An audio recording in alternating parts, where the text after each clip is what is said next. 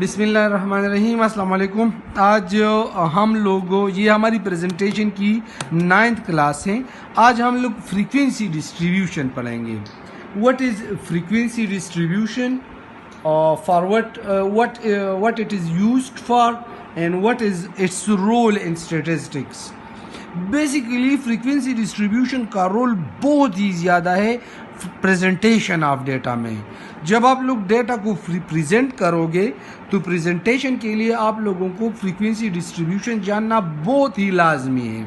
इसको जानने के लिए आप लोग इस एग्जाम्पल पे सोचो कि ये एक रिसर्चर है और इस रिसर्चर ने एक रिसर्च किया हुआ है 50 wealthiest people in the world, उनके ages of the 50 wealthiest people in the world। इस दुनिया में जो 50 अमीर तरीन लोग हैं उनके उम्र जो है ना वो इस बंदे ने कलेक्ट किए हैं एज रॉ डेटा। ये वो एजेस हैं उन अमीर तरीन लोगों के। इसमें 49 साल का बंदा भी है, 57 साल का, 38 साल का, 73, 81 और 74, ये वगैरह वगैरह। अब इस डेटा को देखते हुए कोई भी बंदा जो है ना इससे मतलब मीनिंगफुल ये नहीं है, ये इससे बहुत ही कम इंफॉर्मेशन वो कलेक्ट कर सकता है। बहुत ये मतलब ये एक अट्रैक्टिव भी नहीं है और अच्छा भी दिखाई नहीं देता। तो वो ये रॉ डेटा वो फ्रीक्वेंसी डिस्ट्रीब्यूशन में अरेंज करेगा। फ्रीक्वेंसी डिस्ट्रीब्यूशन बेसिकली क्या चीज़ है देखो ना, डिफिनीशन की तरफ आओ। Organisation of raw data in table form using classes and frequencies.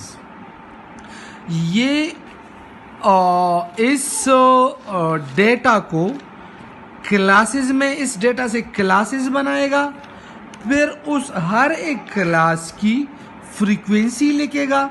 तो इन्हीं क्लासेस और फ्रीक्वेंसीज को यूज करते हुए वो एक टेबल बनाएगा।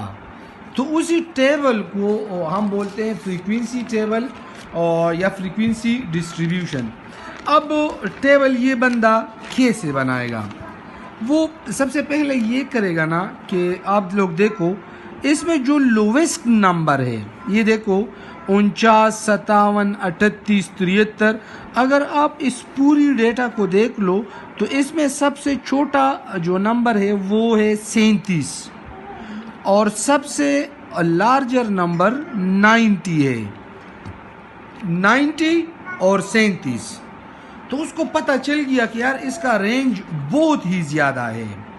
जब रेंज का मतलब क्या है, रेंज को आप समझ लो कि किसी भी डेटा में ये मैं अगर इसका रेंज मालूम करना चाहूँ, रेंज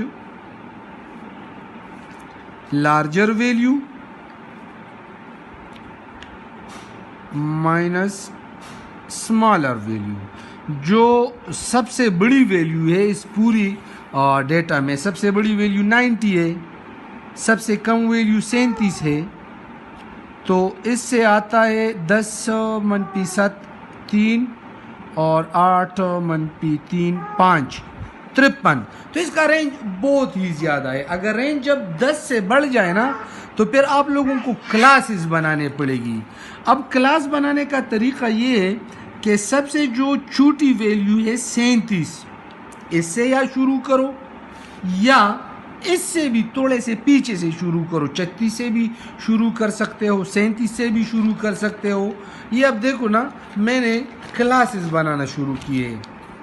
देखो 35 to 41 ये एक क्लास, 42 to 48 दूसरी, फिर 49 to 55, 56 to 62, 53 to 69, 70 to 76, 77 to 83, 84 to 90।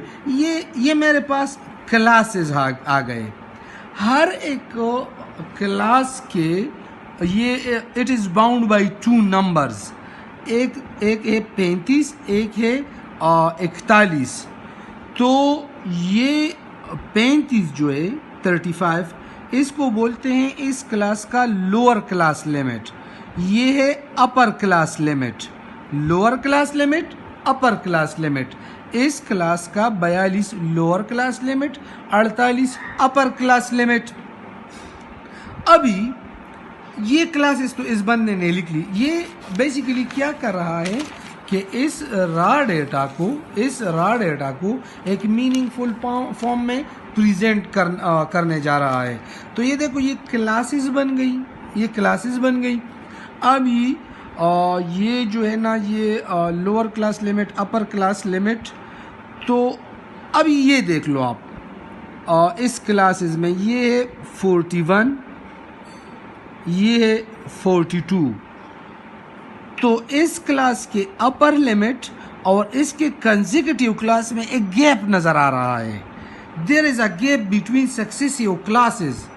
किस तरह, ये देखो आप, ये मैं एक लाइन से आप लोगों को समझाता हूँ। ये एक क्लास है, लेट्स से इस क्लास का लोअर लिमिट है 35, अपर लिमिट है 41 इस क्लास का। अब ये जो दूसरा कंसेक्यूटिव क्लास है ए वाला, तो इसका लोअर लिमिट है 42, तो 42 तो इधर आएगा ना 42, और इसके बाद ये है 48। तो ये देखो ये 41 और 42 में इधर गैप आ रहा है, इन क्लासेस में इधर गैप आ रहा है। इसी तरह अगर मैं ये लिख लूँ, ये 49 to 55, ये देखो आप, ये मैंने एक लाइन से ये इस क्लास का लोअर लिमिट 49, ये 55 अपर लिमिट, ये दूसरे क्लास का लोअर लिमिट 56 और ये 62। तो ये सक्सेसिव क्लासेस में गैप आ रहा है।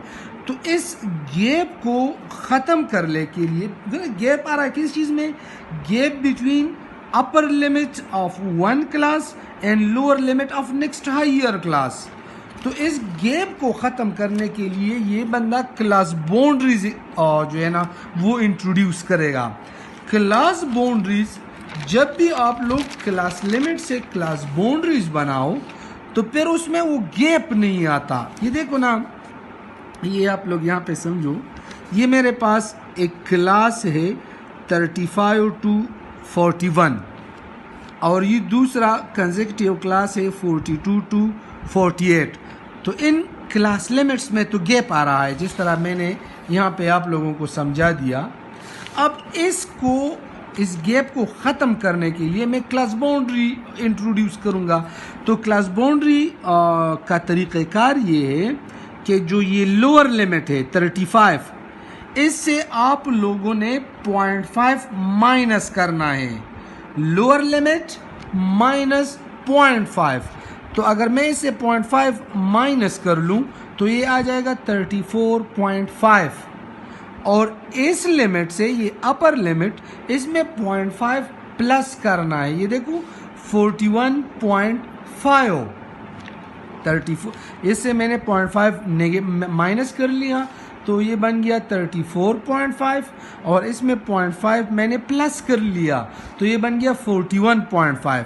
अब इसी 41.5 को जो सक्सेसिव क्लास है, द नेक्स्ट सक्सेसिव क्लास, वो उसका लोअर लिमिट बन जाता है, lower boundary of this class. तो ये इसकी लोअर बाउंड्री बन गई। या यहाँ से आप देखो 42 से आप लोग 0.5 माइनस कर लो तो ये बन जाएगा 41.5, और इसमें आप 0.5 प्लस कर लो तो ये बन जाएगा 48.5। इसमें से आप इस क्लास लिमिट से, ये लोअर क्लास लिमिट है, इसमें से 0.5 मनफी करने से आ जाता है 48.5। इसमें 0.5 आप प्लस कर लो तो आ जाएगा 55.5। तो आप लोग कहोगे कि यार ये तो सर ने पहले जो है ना ये रॉ डेटा में से सबसे जो 37 सबसे लोवेस्ट नंबर था, लोवेस्ट वैल्यू थी, उससे भी थोड़ा सा पीछे में चला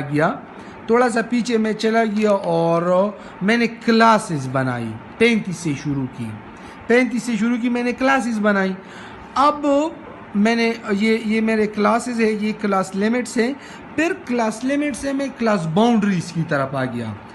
तो जिस तरह यहाँ पे गैप था, क्लास लिमिट की वजह से इसमें गैप था, तो क्लास बाउंड्रीज की वजह से वो गैप ख़त्म हो जाएगा। किस तरह, अभी मैं आप लोगों को समझाता हूँ। ये एक लाइन है, उसी तरह मैं एक लाइन पे ये इसको, ये इस क्लास बाउंड्री, ये जो लोअर बाउंड्री है ये 34.5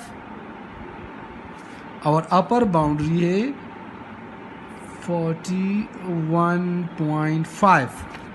जो नेक्स्ट क्लास है तो इसकी लोअर बाउंड्री तो है 41.5, तो ये आ गया 41.5, उसी पे आ गया।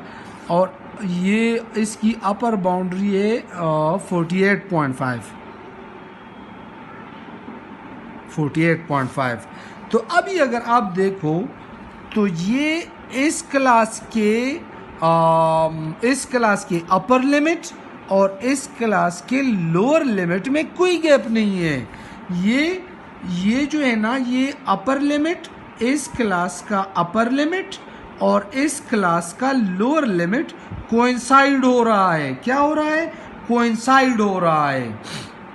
तो ये याद रख लो बेटा आप कि जब भी आप रॉ डेटा को फ्रीक्वेंसी डिस्ट्रीब्यूशन में आपने प्रेजेंट करना है तो सबसे पहले आपने क्लास लिमिट्स बनानी है। ये देखो मैंने क्लास लिमिट्स बनाई। फिर दूसरा जो कॉलम है, यहाँ पे शो नहीं है, मैंने यहाँ पे शो किया है।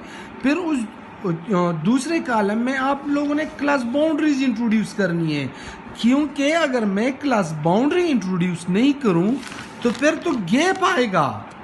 There will be gap between the upper limit of one class and the lower limit of next higher and lower limit of the next class. यहाँ पे गैप आ रहा है, अपर limit of one class and lower limit of the next class.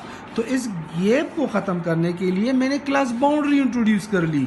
Class boundary किस तरह introduce करूँगा? Lower class limit से 0.5 deduct करूँगा तो ये लोअर क्लास बाउंड्री आएगी, और अपर क्लास लिमिट के साथ 0.5 प्लस करूँगा। तो इसको यूज़ करने से ये अपर लिमिट, इस क्लास का अपर लिमिट और इस क्लास का लोअर लिमिट कोइंसाइड हो जाएंगे, ये कोइंसाइड हो जाएंगे।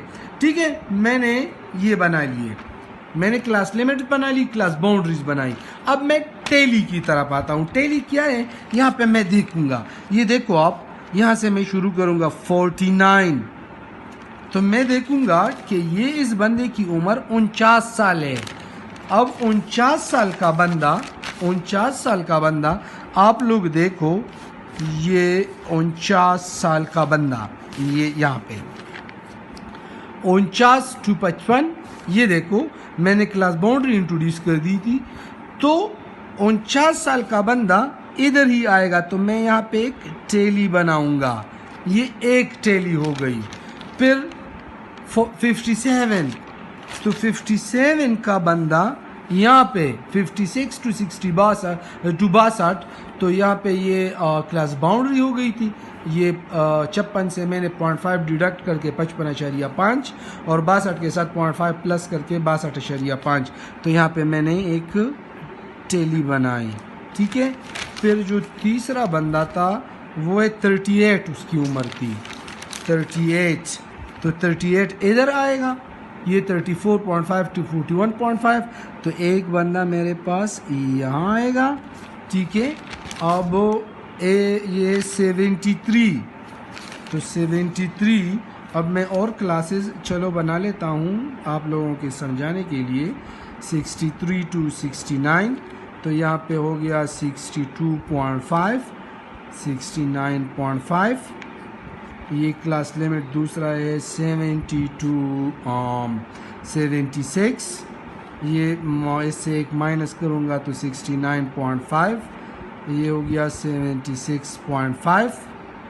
इससे 0.5 माइनस कर लो, इसके साथ 0.5 प्लस कर लो, तो यहाँ पे बंदा कितनी उम्र का था? 73 साल का, तो 73 इस क्लास में आएगा, इस क्लास बाउंड्री में। तो यहाँ पे मैं एक टेली बनाऊंगा। इस तरह आप लोग टेली बनाते जाओगे। ये देखो 81 इससे अगले क्लास में आएगा। ये इस तरह आप टेली बनाते जाओगे। जब किसी क्लास में आपके साथ 4 टेली हो जाए, यहाँ पे मैंने शो किया हुआ है, ये देखो इस क्लास में जो थे ना 3 बंदे थे इतनी उम्र के, 35 से 41 तक। इसके बाद क्लास बाउंड्री है, ये ज़हन में याद रखना है। क्लास लिमिट के बाद क्लास बाउंड्री और क्लास बाउंड्री के बाद टैली। तो इस क्लास में 3 बंदे थे, तो इस क्लास की फ्रीक्वेंसी 3 है। फ्रीक्वेंसी क्या है basically? Frequency basically the number of observation falling in a class, कि एक क्लास में कितनी ऑब्जर्वेशन आ रही है। तो इस क्लास में 35 से 41 तक मेरे पास 3 ऑब्जर्वेशन आ रही है। Number of observation falling in a class 3। 42 से 48 तक मेरे पास 3 बंदे थे, तो इसकी फ्रीक्वेंसी भी 3 है। अब देख लो 49 से 55 तक 1 2 3 4 बंदे थे, तो इसकी फ्रीक्वेंसी 4। अब मैं यहाँ आने की कोशिश कर रहा था, ये देखो 1 2 3 4, जब 5वां बंदा आएगा तो आप लोग यहाँ पे और टीली नहीं बनाओगे, इसको आप यहाँ से इस तरह क्रॉस करोगे, तो ये हमारे पास 5 बंदों का एक ग्रुप आ जाता है। 1 2 3 4 और ये 5, तो 5 बंदे ये हो गए और 5 बंदे ये हो गए। तो इस क्लास की फ्रीक्वेंसी मतलब 56 to 62, इस क्लास में मेरे पास 10 अमीर तरीन लोग हैं। इस तरह इस क्लास में भी मेरे पास 10 अमीर तरीन लोग हैं। तो ये तरीक़ेकार है फ्रीक्वेंसी डिस्ट्रीब्यूशन का। करना क्या है? करना ये है कि सबसे पहले आप लोगों ने ये करना है कि रॉ डेटा का रेंज मालूम करना है कि रेंज 10 से ज़्यादा हो। अगर रेंज क्या है, जो सबसे बड़ी वैल्यू है उससे छोटी वैल्यू को माइनस करो। अगर वो 10 से बड़ी आ गई तो फिर आप लोगों ने इस डेटा के क्लासेस बनाने हैं। जब आप लोग इसके क्लासेस बना लो तो फिर उस क्लासेस के बाद आप लोग क्लास बाउंड्रीज बना लो। क्लास बाउंड्रीज का तरीका क्या है कि लोअर लिमिट से 0.5 डिडक्ट करो और अपर लिमिट में 0.5 प्लस करो। क्लास बाउंड्री में क्यों बनाता हूँ मैं? इस गैप से, जो क्लास बाउंड्री में ये गैप आ रहा है, इस गैप से बचने के लिए मैं क्लास बाउंड्री बनाता हूँ। फिर आप रॉ डेटा में देखोगे कि यार कौन सा बंदा कहाँ पे आता है, उधर आप टैली लगाओगे। जहाँ पे आपके पास 4 कंप्लीट हो जाए और 5वां बंदा आ जाए तो फिर उधर एक क्रॉस इस तरह लगाओगे। और ये देखो ये मेरे पास अब यहाँ पे इस क्लास की फ्रीक्वेंसी कितनी बन गई? 5। सपोज कर लो इस क्लास में इसकी फ्रीक्वेंसी 3, इसकी फ्रीक्वेंसी 1।